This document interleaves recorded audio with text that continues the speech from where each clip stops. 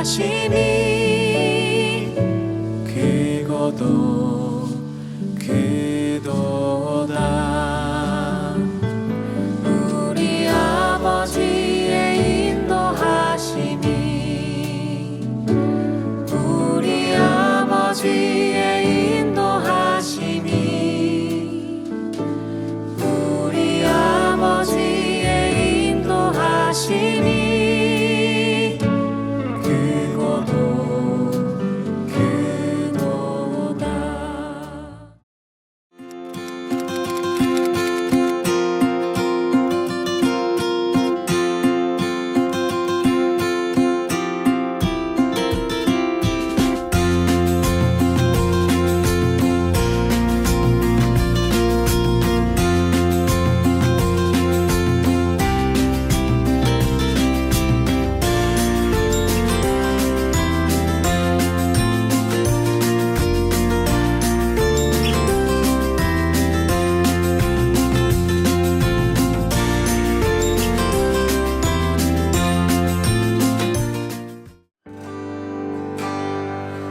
우리 다 같이 찬양으로 오늘 주일 예배를 시작하시겠습니다.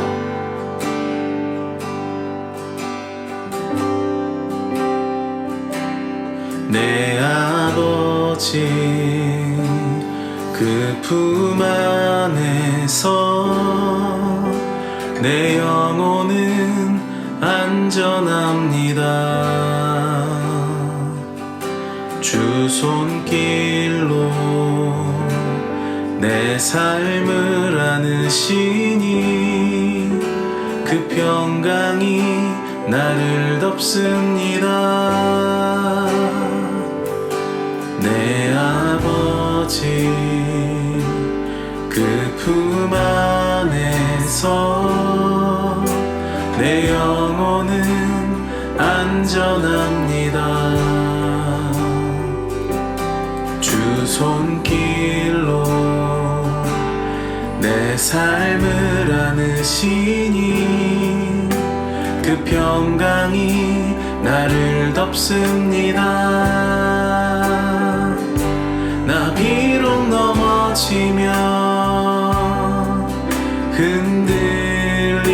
흔들리지만 주 내 안에 거하며 나를 붙드시니 내 생각을 주께로 돌리고 주시는 평강의 옷을 입습니다.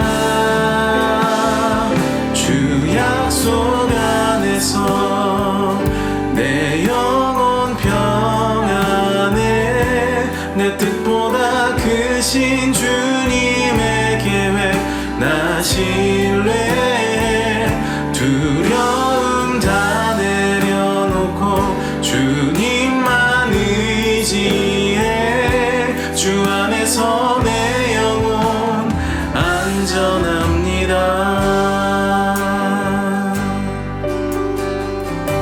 내 아버지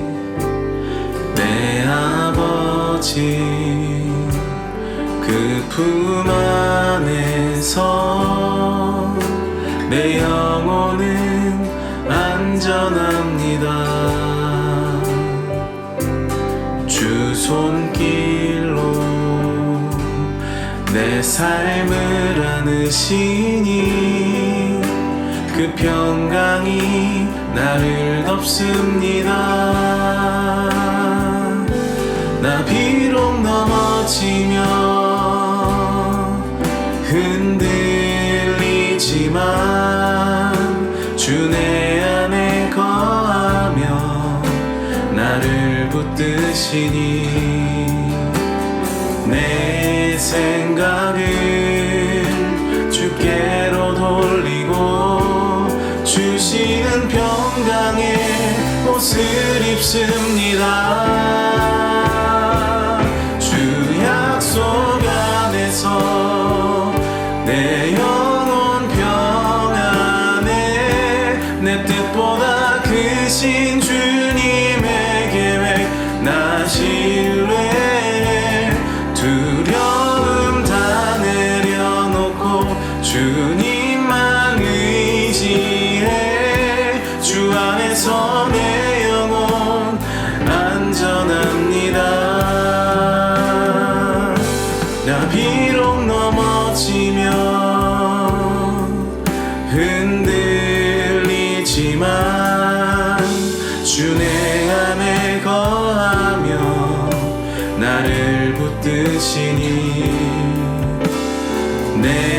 생각을 주께로 돌리고 주시는 평강의 옷을 입습니다. 주 약속 안에서 내 영혼 평안해. 내 뜻보다 크신 주님의 계획 나 신뢰해. 두려움 다 내려놓고 주님만 의지해. 주 안에서 내 영혼 안전합니다. 주 약속 안에서 내 영혼 평안해. 내 뜻보다 크신 주님의 계획 나 신뢰해. 두려움 다 내려놓고 주님만 의지해. 주 안에서 내 영혼 안전합니다. 주 안에서 내 영혼 안전합니다. 주 안에서 내 영혼 안전합니다. 우리 모든 삶을 보호하시고 친히 이끄시는 하나님을 의지하며 신뢰합니다. 아멘.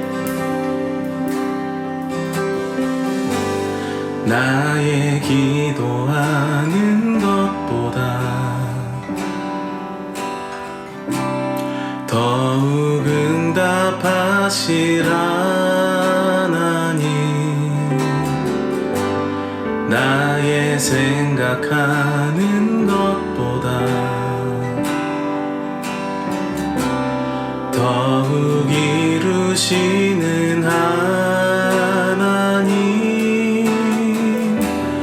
우리 가운데 역사하신 능력대로 우리들의 간구함을 넘치도록 능히 하실 주님께 모든 영광과 존귀 찬양과 경배를 돌릴지어다.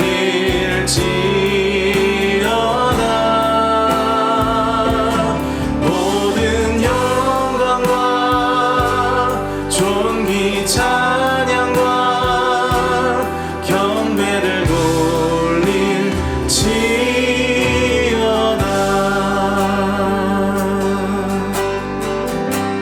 나의 기도하는 것보다 나의 기도하는 것보다 더욱 응답하실 하나님, 나의 생각하는 것보다 더욱 이루시는 하나님, 우리 가운데 역사하신 능력대로 우리들의 간구함을 넘치도록 능히 하실 주님께 모든 영광과 존귀 찬양과 경배를 돌릴지어다.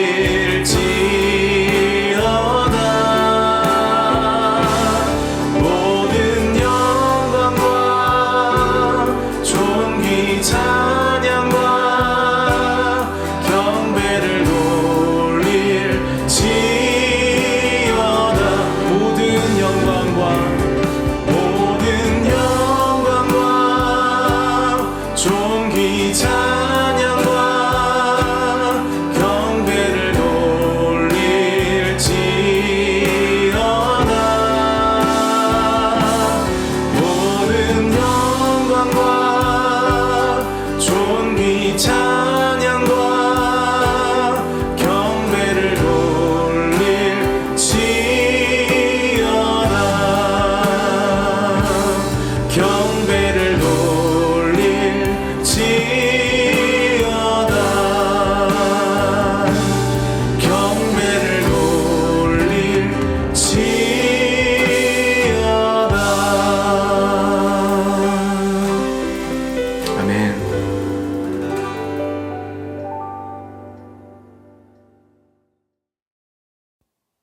우리가 함께 살펴볼 하이델베르크 요리 문답은 125번째 문답입니다. 질문은 다음과 같습니다. 주님이 가르쳐 주신 기도의 네 번째 간구는 무엇입니까?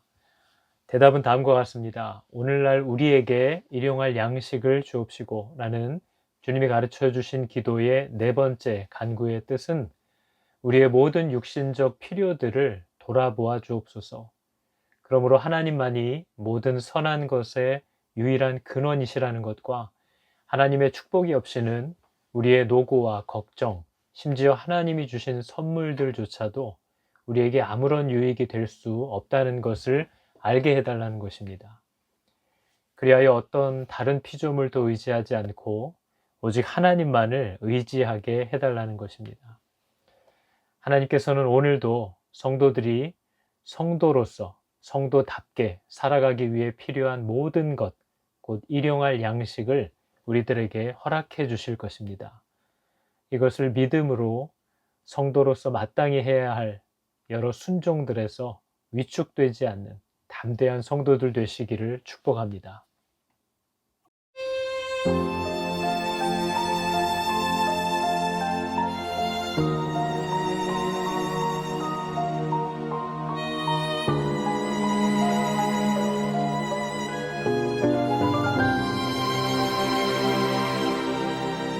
밤은 지나가고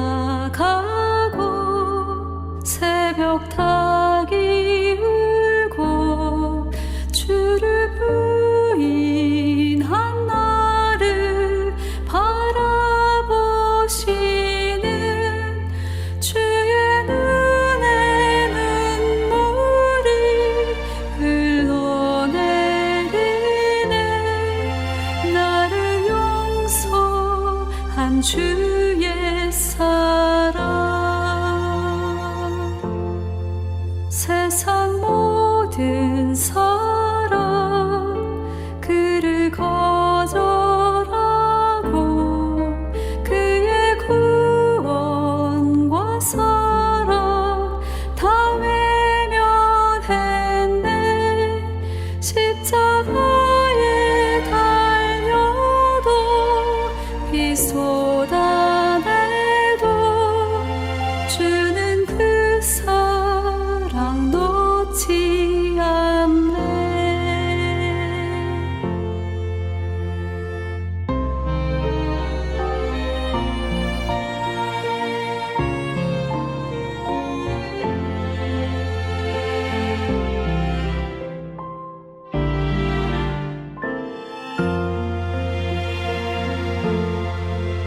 해가 빛을 잃고 온 땅 어두워져 세상 고난 다지고 숨을 거두셨네. 성소의 휘장을 찢고 다시 사신 주 그 용서 그 사랑 날 구원한 주 예수.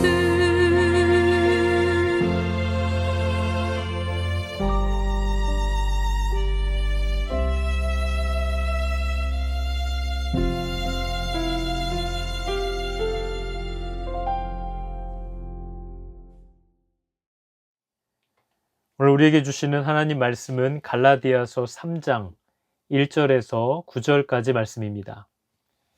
갈라디아서 3장 1절에서 9절까지 제가 봉독하겠습니다. 어리석도다 갈라디아 사람들아, 예수 그리스도께서 십자가에 못 박히신 것이 너희 눈앞에 밝히 보이거늘 누가 너희를 꾀더냐. 내가 너희에게서 다만 이것을 알려 하노니 너희가 성령을 받은 것이 율법의 행위로냐 혹은 듣고 믿음으로냐. 너희가 이같이 어리석으냐. 성령으로 시작하였다가 이제는 육체로 마치겠느냐. 너희가 이같이 많은 괴로움을 헛되이 받았느냐. 과연 헛되냐. 너희에게 성령을 주시고 너희 가운데서 능력을 행하시는 이의 일이 율법의 행위에서냐 혹은 듣고 믿음에서냐. 아브라함이 하나님을 믿음에 그것을 그에게 의로 정하셨다 함과 같으니라. 그런즉 믿음으로 말미암은 자들은 아브라함의 자손인 줄 알지어다. 또 하나님이 이방을 믿음으로 말미암아 의로 정하실 것을 성경이 미리 알고 먼저 아브라함에게 복음을 전하되 모든 이방인이 너로 말미암아 복을 받으리라 하였느니라. 그러므로 믿음으로 말미암은 자는 믿음이 있는 아브라함과 함께 복을 받느니라. 아멘.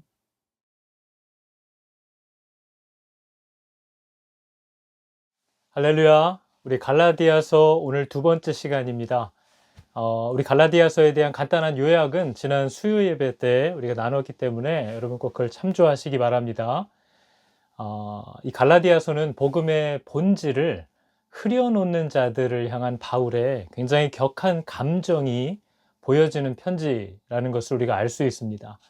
갈라디아 지역에 거짓 교사들이 들어왔는데 그들이 가르치기를 예수 믿어야 하지만 예수 믿는 것만으로는 충분하지 못하다라는 이야기를 하기 시작했습니다. 예수를 믿는 것은 중요하지만 예수만 믿어서는 거룩하게 살 수 없다. 하나님의 뜻대로 살 수 없다라는 식의 가짜 복음을 말하는 거짓 교사들이 이제 소위 독실한 크리스찬이라는 이름으로 이제 교회를 찾아온 겁니다. 여러분, 이 사람들의 숨어있는 진짜 동기가 뭘까요? 다 예수를 믿음으로 우리는 구원을 받게 되었고 하나님의 자녀가 되는 은혜를 또 죄사함을 받는 그런 사랑을 받게 되었는데 이 사람들은 왜 예수를 믿는 것 이외에도 자기들처럼 유대인들처럼 할례도 받아야 하고 또 어떤 율법들을 지켜야 한다라는 부분을 왜 강조하려고 하는 것인가 하는 이 사람들의 숨은 동기를 우리가 살펴볼 필요가 있습니다. 이 사람들이 하고 싶은 얘기는 그런 거죠. 우리들처럼 쭉 어려서부터 또 대대로 율법을 지켜온 사람들을 너희가 본받아야 한다. 우리는 너희보다 태생적으로도 한 수 위고 또 어려서부터도 쭉 율법 속에서 자라왔던 또 몸에 할례의 표식을 가지고 있는 그동안 우리가 율법을 지켜온 그 공덕 쌓은 것만 해도 너희들보다 한참 위다. 소위 우리가 교회 안에서도 내가 몇 대째 예수 믿는 집안인지 또 우리 집안에 목사가 몇 명인지 장로가 몇 명인지 또 어려서 내가 믿는 부모님들 아래서 자라면서 혼날 때면은 성경을 받아 쓰느라고 그때는 몰랐는데 내가 무의식 중에도 어려서부터 얼마나 말씀으로 단련되어 온 그런 귀한 사람인지 또 내가 애 낳을 때 빼고는 새벽 기도를 쉬어본 적이 없는 이런 나의 대단함을 하나님이 결코 그 시간에 늘어져 자고 있던 너희들과 똑같이 취급하실 리가 없다라는 이런 선포 같은 겁니다. 가능한 한 많은 자들을 나보다 못하게 내 발 아래 굴복시키고 내 생각과 주장이 더 너희들보다 중요하다 이런 말을 하고 싶어하는 그런 인간의 교만이 그 안에 있다라는 것을 우리가 살펴볼 수 있습니다. 이제 막 예수를 만난 너희와 하나님 안에서 쭉 율법 안에서 살아왔던 내가 똑같이 취급받는 것을 용납할 수 없다라는 인간의 악한 동기, 자기 자랑이 이 복음의 율법의 행위를 더하려고 하는 그들의 그 중심에 숨어있는 악한 교만이라는 것을 우리가 살펴볼 수 있습니다. 자기를 드러내고자 함이죠. 우리는 다르다. 우리는 유대인이다. 우리는 어려서부터 하나님을 알았다. 이런 것들을 얘기함으로써 그들과 이방인 성도들과 자기들을 나누어서 분리해서 그들보다 자기를 높이려고 하는 그런 악한 동기가 그들이 전하려고 하는 거짓 교훈 안에 숨어 있다는 것을 우리가 알 수 있습니다. 율법주의자들이 말하는 이 위험한 교훈에는 예수 믿는 것만으로는 충분하지 못하다라는 하나님을 향한 도전이 숨어 있습니다. 하나님은 예수 그리스도로 온전하다라는 것을 우리에게 가르쳐 주셨는데 그러지 못하다 하는 얘기를 하는 거죠. 그래서 여러분 단적인 예로 예수를 믿어도 예수를 믿고 날마다 말씀 앞에 서려고 해도 변화가 없다. 달라지는 게 없는 것 같아. 이런 어떤 믿음의 고백을 하는 사람들이 교회 안에도 있고 또 실제 그런 것들을 말하는 사람들도 있습니다. 그래서 예수 믿어야 하지만 예수 믿고 말씀 보는 거 중요하지만 그렇게 해서 변화되지 않더라. 나도 해봤는데 안 되더라. 그런데 어떤 기도원을 다녀오면 어디 가서 이런 제자 훈련을 받으면 어떤 분께 기도를 받으면 이런 프로그램 또 저런 프로그램들을 하면 변화가 있고 능력이 생긴다. 정말 예수 믿는 게 뭔지를 비로소 알게 된다. 이런 말들을 우리가 종종 또 하고 듣게 됩니다. 그런 것들이 바로 오늘 바울이 분개하는 다른 복음이라는 겁니다. 그런 것들이 잘못됐다거나 불필요하다는 것이 아니라 그런 것들 역시도, 그런 이런저런 프로그램과 상황들 역시도 그 사람으로 하여금 정말 예수를 믿게 하기 위해서, 그리고 살아계신 말씀 앞에 그 사람을 세우기 위해서라면 필요한 것이지만, 예수만 믿는 것 가지고는 충분하지 않기 때문에, 우리가 교회에서 하는 신앙생활만으로는 완전하기 못하기 때문에 이런 것도 저런 것도 더 필요하다라고 하는 주장이라면 바로 그 주장이 다른 복음이고, 그 모든 주장은 악한 것이고 심지어 진리를 왜곡하는 것이고 하나님의 능력을 부인하는 것이라고 바울이 분개하는 것입니다. 오직 믿음이라고 할 때 그 믿음은 우리로 하여금 하나님을 사랑하게 만드는 믿음입니다. 여러분, 우리가 사랑하지도 않는 사람을 어떻게 사랑해야 하는가 하는 것을 배워서 사랑하려는 사람과 진짜 사랑하게 된 사람이라서 사랑하는 사람은 완전히 다릅니다. 여러분, 사랑하지도 않는 사람을 사랑하도록 요구받는 사람은 절대로 그 사람을 진짜 사랑해서 사랑하려는 자의 그 행위를 따라갈 수가 없다는 걸 우리가 당연히 압니다. 그래서 여러분, 진짜 믿음이라는 것은 하나님의 마음을 시원케 해드리고 싶은 그 율법이 우리에게 요구하고자 하는 모든 요구를 능히 충족시키고도 남는 힘이 그 진짜 믿음 안에 있다라는 것을 성경은 우리에게 가르쳐 줍니다. 여러분, 이 믿음은 심지어 바리새인들보다 더 강력한 거룩함을 추구하게 만드는 우리 삶의 실제적 변화를 일으키고 동반합니다. 거룩하기 때문에 우리가 구원받은 것 아닙니다. 그죠? 여러분, 우리가 뭘 잘해서 또 선하게 행하기 때문에, 우리 안에 거룩함이 있기 때문에 하나님이 이거 너무 귀하구나, 너무 괜찮구나, 내 기준에 딱 맞구나 해서 구원하신 것이 아니지만, 일단 값없이 하나님의 그 사랑의 은혜를, 구원의 은혜를 받은 자들에게는 하나님이 기뻐하시는 그 거룩함을 향하여 나아가고자 하는, 그것을 추구하는 열매와 열정이 나타나게 된다고 성경은 우리에게 얘기하는 겁니다. 여러분, 우리가 태어나면 누군가의 자식으로 태어나지 않습니까? 태어나 보니까 누군가가 나의 부모입니다. 내가 태어났을 때 내가 저 사람의 아들이 되었다. 이거는 내가 그걸 위해서 뭘 했다라고 얘기할 수 없는 거죠. 내가 뭘 했겠습니까? 그분의 아들로 태어나기 위해서. 태어나 보니 아들이었던 거죠. 이건 정말 일방적인 거고 운명적인 거고 내 쪽에서 할 수 있는 일이 아무것도 없었던 거죠.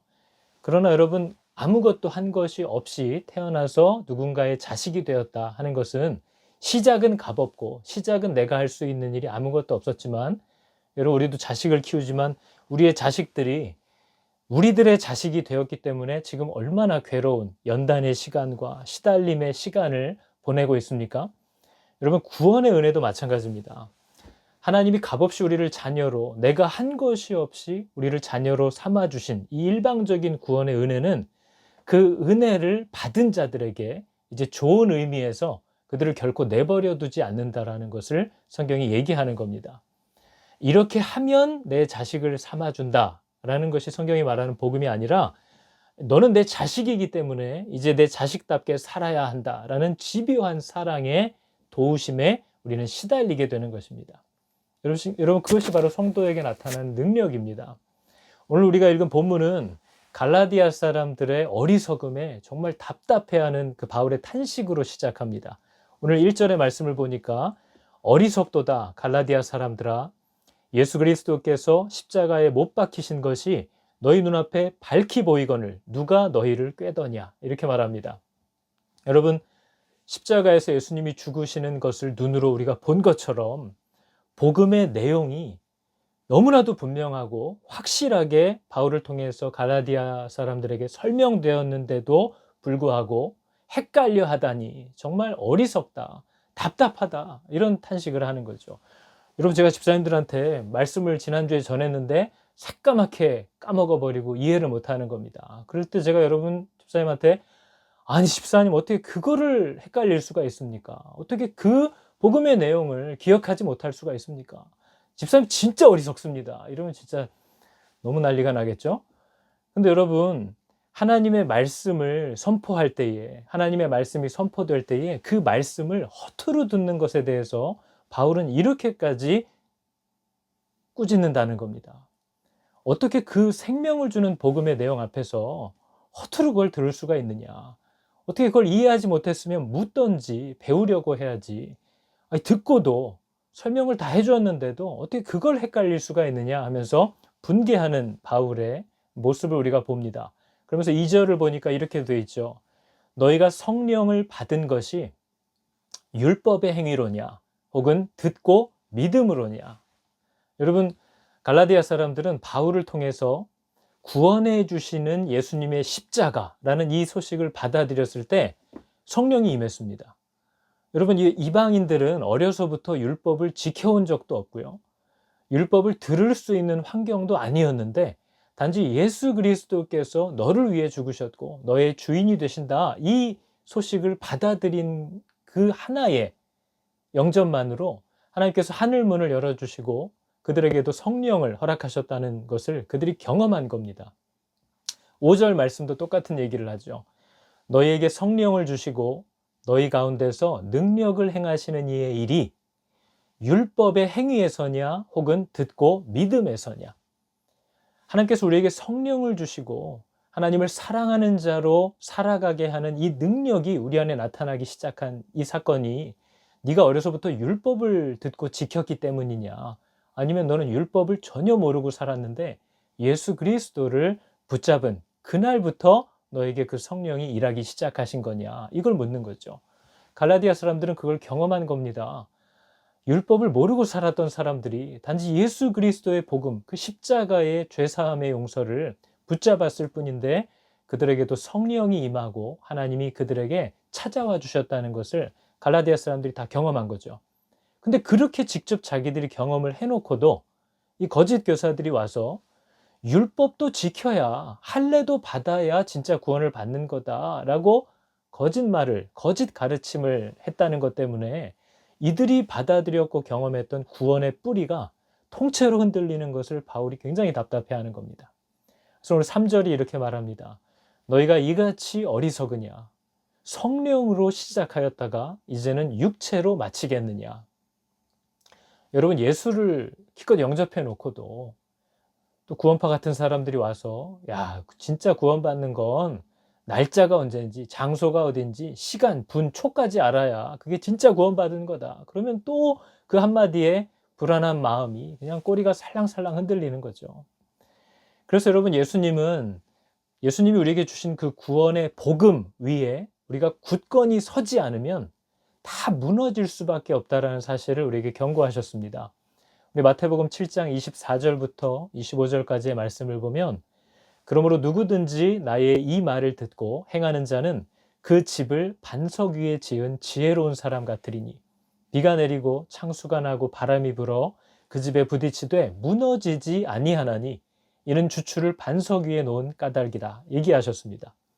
여러분, 우리가 살아가면서 세상은, 마귀는 우리가 세운 이 집을 계속해서 비로, 창수로, 바람으로 그 집을 부딪히고 쳐서 무너뜨리려고 한다는 거죠. 그러나 오직 우리의 그 믿음을 예수 그리스도라는 반석 위에 견고히 세워놓지 않으면 우리는 이 믿음을 지킬 수가 없다라는 겁니다. 여러분, 갈라디아 지역에 율법을 들어본 적도 없고 어려서부터 율법을 모르고 살아온 이방인들에게 이 구원의 증거인 하나님의 용서요, 하나님의 함께 하시는 증거인 성령이 그들에게도 임한 것은 그들이 선하게 살았다거나 율법을 지키면서 살았다거나 아무튼 율법과 관련된 어떤 행위를 인해서 하나님이 그 은혜를 주신 것이 아니라 그들의 죄를 덮고 다시 자녀 삼아 주시겠다는 그 하나님의 약속과 선물을 단지 믿고 받아들였을 때 그들에게 성령이 임했다는 사실을 갈라디아 사람들이 경험했고 바울을 통해서 설명을 들었다는 거죠. 오직 우리의 죄를 위해서 최고의 형벌, 십자가로 우리의 죄값을 치르신 그 하나님의 아들 예수를 인해서 우리는 오직 은혜를 받게 되었다, 오직 은혜만을 허락받게 되었다 하는 약속을 갈라디아 사람들이 받아들였을 때 이루어졌던 일입니다. 성령이 임하신 거죠.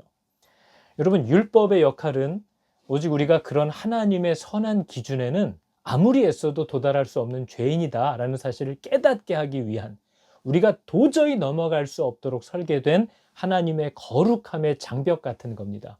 거기를 넘어갈 수 있는 사람은 여러분 이 땅에 아무도 없습니다.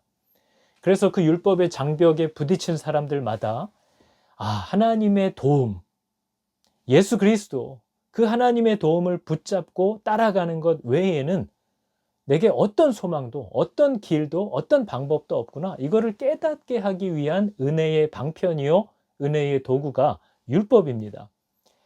여러분 내일 읽게 될 갈라디아서 11장 말씀이 이렇게 얘기합니다. 또 하나님 앞에서 아무도 율법으로 말미암아 의롭게 되지 못할 것이 분명하니 이는 의인은 믿음으로 살리라 하였습니다. 하나님 앞에서 아무도 율법으로 말미암아서 이 정도면 잘했다, 잘하고 있다 라고 인정받을 만한 사람이 아무도 없다라는 게 분명하다는 겁니다. 오직 의인이라는 사람은 내가 할 수 있어, 내 안에 의로움이 있어, 내가 해볼 거야 이런 얘기를 하는 사람이 아니라 나는 못해, 나는 하나님의 기준에 맞지 않아, 그래서 나는 하나님이 필요해 라고 하는 자들에게 하나님이 주시는 선물이 바로 성령이고 구원이라는 거죠. 여러분 갈라디아서를 통해서 우리는 바울이 회심한 후에 이 복음 위에 자기가 회심하기 전에는 바울이 그리스도를 만나기 전에는 알지도 깨닫지도 못했던 이 복음의 메시지 위에 바울이 굉장히 굳건히 서 있다는 것을 우리가 봅니다. 여러분 모든 성도들은 자기가 받은 복음을 이해해야 합니다. 그리고 자기가 받은 그 복음 위에 굳건히 서야 하는 것은 모든 성도들의 필수적인 요소입니다. 자기가 받은 복음이, 자기가 받은 구원이 뭔지를 모르면 안 되는 거죠. 그래서 여러분 적어도 교회에서도 복음 위에 굳건히 선 사역자와 직분자들이 있어야 하는 것은 너무나도 상식적인 일이어야 합니다. 복음이 뭔지를 모르는 사람들이 설 수 있는 곳이 아니고 복음이 무엇인지를 이해할 수도 그 위에 서 있을 수도 없는 사람들이 전할 수 있는 그런 생명이 아니라는 거죠. 여러분 오늘 바울은 6절에서 9절, 오늘 본문 마지막 9절에서 이것을 이해하지 못하는 사람들에게 이 복음이 정말 무엇인지를, 왜 율법과 상관없는지를 이해하게 하기 위해서 아브라함의 이야기를 시작합니다. 여러분 구약시대나 신약시대에 우리는 어떻게 구원을 받았습니까? 이 질문을 저희가 새가족 양육 때 항상 합니다. 교회론을 하면서 하는데요. 보통 신약시대는 어떻게 구원을 받았습니까? 하면 대부분 맞춥니다. 예수님을 믿어서 구원을 받습니다. 이렇게 얘기하죠. 그럼 제가 이제 구약시대에는 그럼 어떻게 구원을 받았습니까? 라고 물어보면 꽤 많은 분들이 그때는 율법을 지켜서 구원을 받았습니다. 이렇게 대답을 많이 합니다. 여러분 이게 바로 우리가 복음을 이해하지 못했다는 뜻인 거죠. 여러분 믿음은 오직 구원은 오직 믿음으로 받습니다. 성경이 분명히 우리에게 가르쳐 주는 바입니다. 신약 시대는 오신 예수 그리스도를 우리의 왕이요 주인으로 받아들이고 그분을 따라 순종하며 사는 것으로 우리는 구원을 받습니다. 그분을 받아들일 때, 그분을 믿을 때 우리는 구원을 받죠. 그러면 예수님이 아직 오시지 않은 구약 시대에는 어떻게 구원을 받았을까요? 구약 시대의 그 어떤 성도도 율법을 지켜서 구원을 받을 수 있는 사람은 없습니다. 구약시대의 모든 우리 믿음의 선배들도 오시겠다고 약속된 그리스도를 믿음으로 구원을 받았습니다. 그분이 오실 것이라는 것을, 우리를 구원하시며 우리를 심판하실 왕이 곧 오실 것이다 라는 이 오실 그리스도를 그들은 믿음으로 이 땅에서의 삶을 성도답게 그분의 심판대 앞에 설 것을 준비하면서 살았다는 거죠. 그들은 오실 그리스도를 믿음으로 구원을 받았고 우리는 이미 오신 그리스도를 따름으로 믿음으로 구원을 받습니다. 다 믿음으로 구원을 받는 거죠. 바울은 이 복음을 이해하지 못한 예루살렘에서 온 그 거짓 교사들, 그 유대인들에게 이 복음은 철저하게 구약 성경에 근거하고 있다라는 사실을 오늘 가르치는 겁니다. 믿음으로 구원을 받는다라는 것은 새로운 복음이 아니다. 다른 복음이 아니다. 내가 지어낸 복음이 아니다. 믿음으로 받는 구원이라는 것은 구약 성경의 성취라는 것을 이미 구약 성경도 말하고 있다라는 것을 이제 구약 성경의 말씀들을 인용해서 바울이 설명합니다. 먼저 바울이 소환한 인물이 아브라함입니다. 유대인들이 자랑하는, 자기들이 말하는 믿음의 혈통, 유대인들의 아주 뼈대 있는 자신들의 조상을 일컬을 때 모세와 아브라함을 항상 얘기하죠. 그런데 여러분 바울은 그들이 자랑하는 믿음의 조상인 아브라함이 이방인이었다라는 사실을 얘기합니다. 여러분 아십니까? 아브라함은 유대인이 아닙니다. 유대인일 수가 없죠. 왜냐하면 유대인이라는 것은 유대라는 나라가 생겨났을 때 비로소 유대인이라고 불려진 겁니다. 근데 아브라함은 유대라는 나라가 생겨지기 전의 사람입니다. 정확히 말하면 아브라함의 후손들을 통해서 남방 사람들과 유대 나라가 생겨난 거죠. 그래서 여러분 아브라함은 사실 이방인입니다. 아브라함의 아버지도 우상을 만들던 사람입니다. 그 우상을 만들던 이방인들 가운데 하나님이 아브라함을 너는 본토 친척 아비집을 떠나서 내가 너에게 명하는 곳으로 가라 하고 그를 불러내신 거죠. 그래서 여러분 아브라함은 유대인도 아니요 이방인일 뿐더러 아브라함도 율법을 모르는 자였습니다. 왜냐하면 아브라함은 율법을 모를 수밖에 없죠. 왜냐하면 아브라함은 하나님께서 모세를 통해서 율법을 주시기 450년 전 사람입니다. 그러니까 아브라함은 여러분 레위기 신명기를 읽어본 적도 없습니다. 아브라함은 모세를 통해서 주셨다는 두 돌판을 본 적도 내용을 들어본 적도 없는 사람입니다. 왜냐하면 훨씬 전의 사람이기 때문이죠. 그러니까 여러분 바울은 너희가 자랑하는 아브라함이라는 조상도 율법을 지켜서 율법의 약속을 통해서 구원을 받은 자가 아니라 율법이 있기 이전에 벌써 그를 불러내서 약속으로 자녀 삼아 주신 하나님의 그 약속의 언약을 받은 사람이었다라는 것을 상기시키는 겁니다. 아브라함도 이방인이었고 아브라함도 율법을 몰랐고 아브라함도 하나님이 약속을 통해서 그의 믿음을 통해서 그를 구원하셨다. 그래서 오늘 우리가 읽은 3장 6절이 뭐라고 얘기합니까? 아브라함이 하나님을 믿음에 그것을 그에게 의로 정하셨다 함과 같으니라. 여러분 아브라함이 하나님 앞에 의롭다고 내 생명의 구원의 자식이라고 인정받을 수 있었던 이유는 아브라함이 하나님을 믿었기 때문입니다. 어떻게 믿었을까요? 그냥 믿습니다 하면 믿는 걸까요? 우리가 잘 아는 히브리서 11장을 우리는 믿음장이라고 얘기합니다. 여러분 히브리서 11장을 보면 믿음으로 누구는 하고 믿음에 대해서 얘기합니다. 근데 여러분 히브리서 11장이 믿음장이라고 불리는 이유는 그들의 믿음이 그들의 행위로 증거되었기 때문입니다. 그래서 어떻게 보면 히브리서 11장은 행함장입니다. 행함장. 그들이 믿었기 때문에 이런 행동이 나왔다 하는 것을 계속 얘기하는 거죠. 우리 히브리서 11장 8절에서 10절을 보면 아브라함의 믿음이 무엇인지를 얘기합니다. 믿음으로 아브라함은 부르심을 받았을 때에 순종하여 장래 유업으로 받을 땅에 나아갈새 갈 바를 알지 못하고 나아갔으며 얘기합니다. 무슨 뜻입니까? 하나님이 그를 불러서 너 이 땅에서 이 우상을 섬기는 땅에서 나가서 내가 너에게 곧 명할 그곳으로 우선 출발해라 했을 때 어디로 가야 할지를 알지 못했으나 순종했다는 거죠. 그리고 뒤에 구절을 보니까 믿음으로 그가 이방의 땅에 있는 것 같이 약속의 땅에 거류하여 동일한 약속을 유업으로 함께 받은 이삭 및 야곱과 더불어 장막에 거하였으니 이는 그가 하나님이 계획하시고 지으실 터가 있는 성을 바랐습니다. 아브라함이 이 땅에서 살면서 장막에서 계속 살았던 이유는 자기가 돌아가야 할 진짜 집, 하나님의 나라가 곧 다가올 거라는 것을 믿었기 때문에 자식들과 함께 장막에서 살았다는 겁니다. 그는 믿었기 때문에 그 믿음의 행동이 나타났다는 거죠. 여러분 우리가 잘 알지 않습니까? 아브라함은 정말 하나님을 믿은 사람입니다. 그는 어떤 희생을 치르더라도 우리가 잘 아는 그 아들, 하나밖에 없는 외아들 이삭을 하나님께 바쳐야 하는 때에도 그런 희생을 치르더라도 하나님께 순종하려고 했던 삶을 살았던 사람입니다. 유대인들의 조상이었고 유대인들의 뿌리라고 할 수 있는 아브라함과 그 아들과 손자들도 할례를 받은 적이 없는 무할례자들이라는 사실을 바울이 얘기하는 겁니다.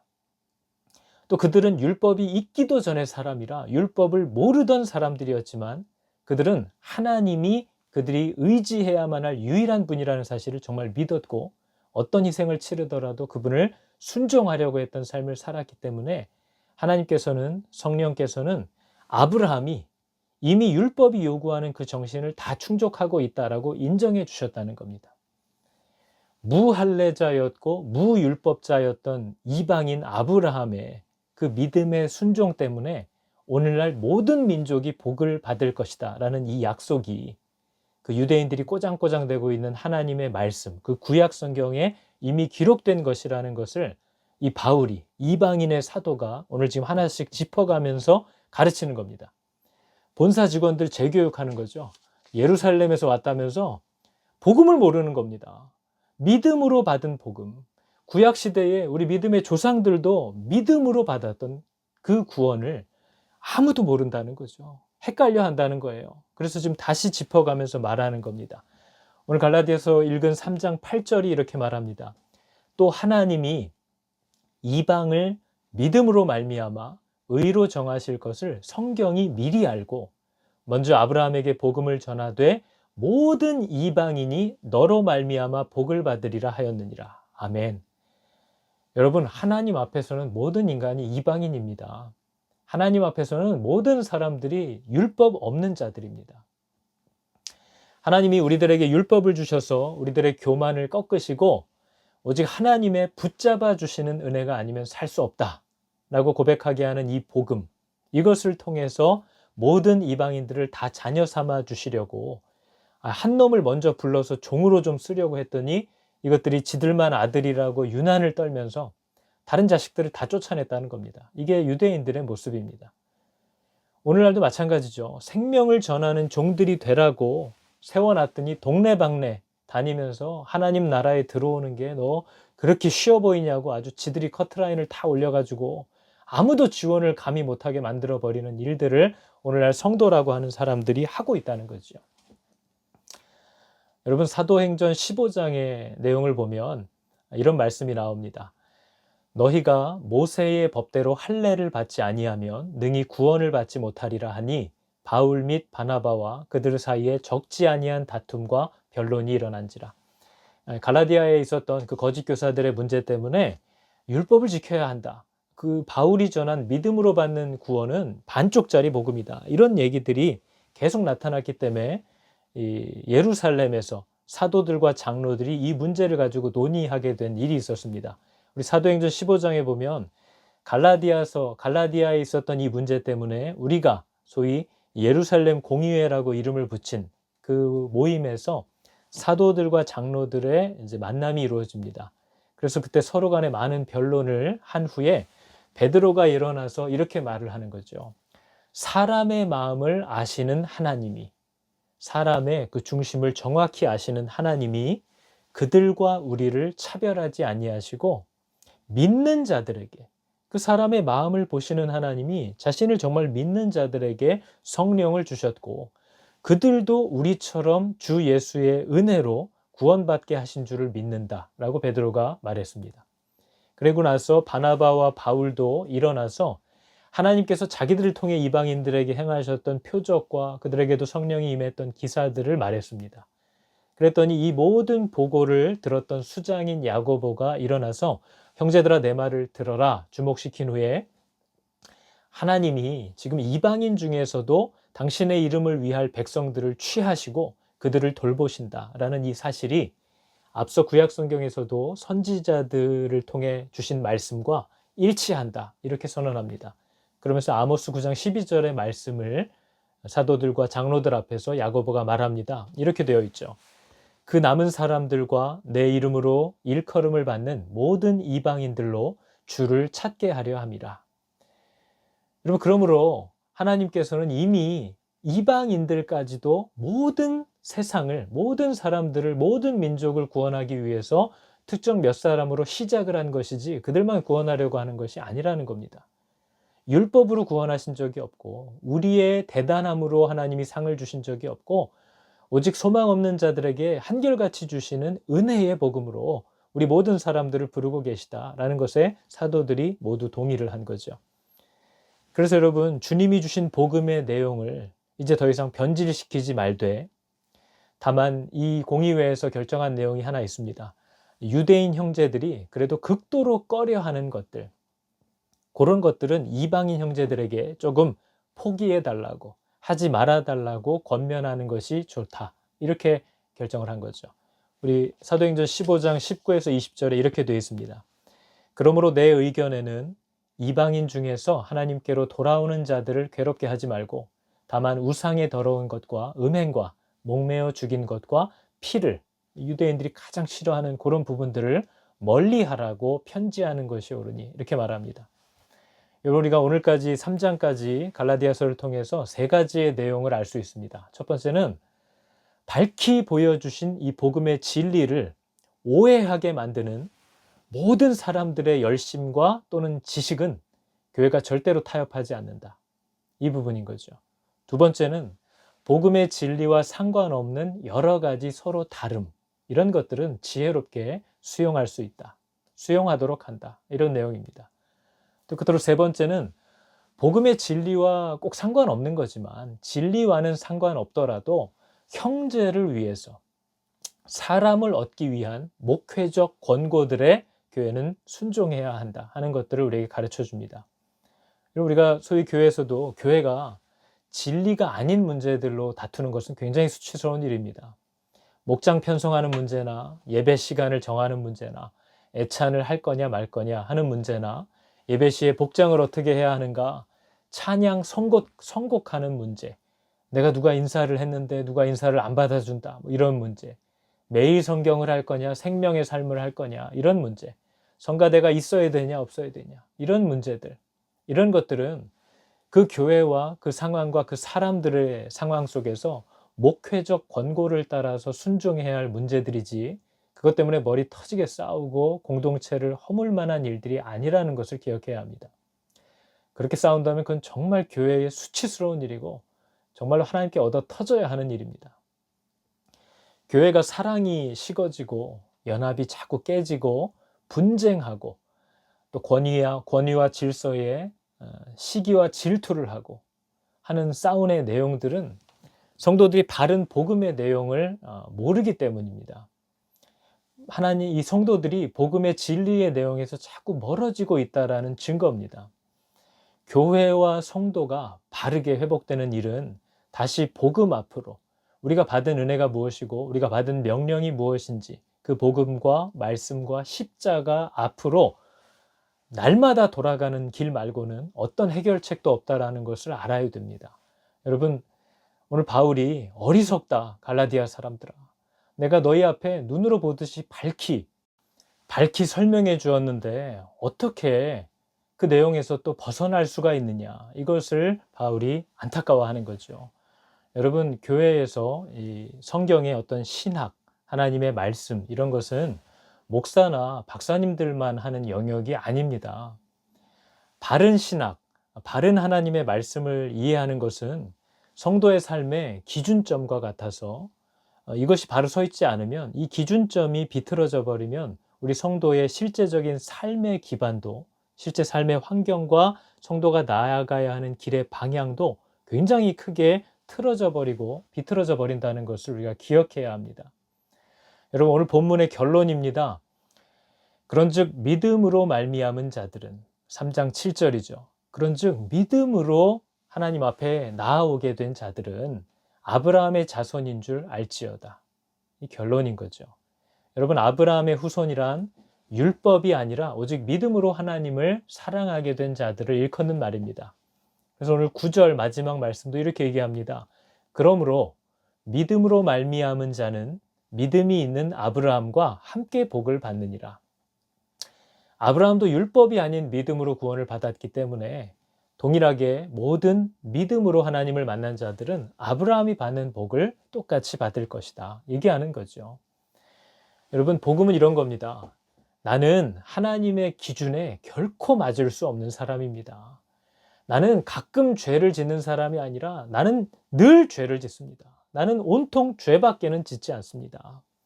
이것을 발견하는 거죠. 그래서 나는 하나님의 자비와 하나님의 도움, 하나님의 은혜가 필요한 사람입니다.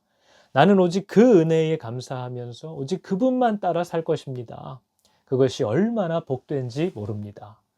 여러분, 이런 고백을 할 수 있는 그런 구원을 주는 믿음을 하나님께서 저 여러분에게 주시기를 축복합니다. 기도하겠습니다. 믿음의 주요, 그 믿음을 온전케 하시는 하나님, 내가 행한 무언가를 드러내어 나를 남보다 더 낫다고 인정받으려는 교만 가운데 살아왔습니다. 내가 인정받고 나를 드러내고 싶어서 예수면 충분하다는 이 복음의 내용까지도 늘 교묘한 말로 변질시키고 또 오해케 만들며 살아왔음을 회개합니다. 날 위해 준비된 그리스도의 도움이 아니면 나는 결코 하나님의 기준에 부합하지 못하는 사람임을 하나님 고백합니다. 오직 예수를 믿고 오직 예수를 따라 사는 것으로 다시 창조주와 피조물의 이 관계를 회복하고 생명을 얻게 하는 이 바른 복음 위에 하나님 다시 서게 하여 주시옵소서. 예수를 바르게 믿기만 하면, 예수 그리스도를 만나기만 하면 그것으로 충분하며 완전하고 기쁨과 감사를 비롯한 모든 것이 나에게 바르게 회복되기에 부족함이 없음을 믿고 고백하게 하여 주시옵소서. 예수 그리스도의 이름으로 기도합니다. 아멘. 드리리 내 마음 찬양 받으실 주 나의 왕 주님께 내 온 마음 다하여 드리리 내 노래 받기 합당하신 나의 왕 그 주께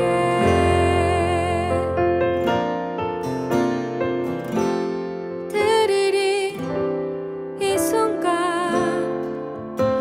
감사의 제사로 나의 왕 주님께 내 온 마음 다하여 드리리 이 예배 받기 합당하신 나의 왕 그 주께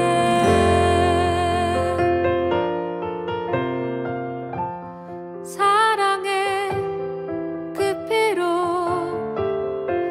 나를 덮으소서 나의 주 성령님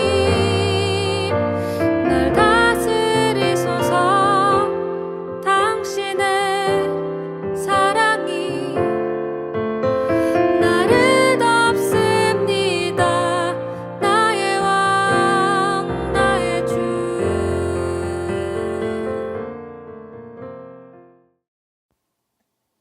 우리들의 일용할 양식을 주시는 하나님 감사합니다.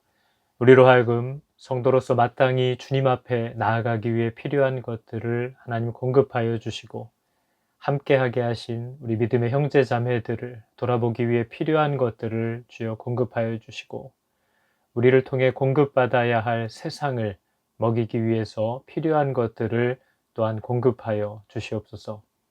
이 모든 것들이 주께로부터 왔으니 이 모든 것을 기쁘게 주님의 뜻을 따라 돌려드립니다.